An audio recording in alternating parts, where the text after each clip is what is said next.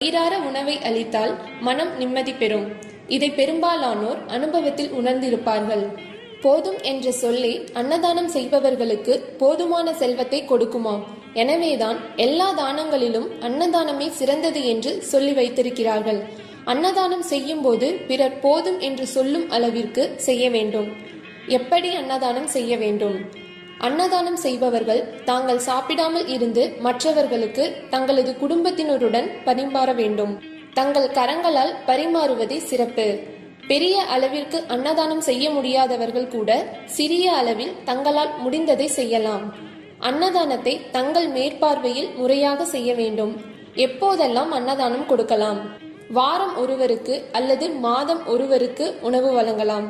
வருடம் ஒரு முறை விழாக்களை முன்னிட்டு அன்னதானம் வழங்கலாம். பிறந்த நாள், திருமண நாள், குழந்தைகளின் பிறந்த நாள், முன்னோர்கள்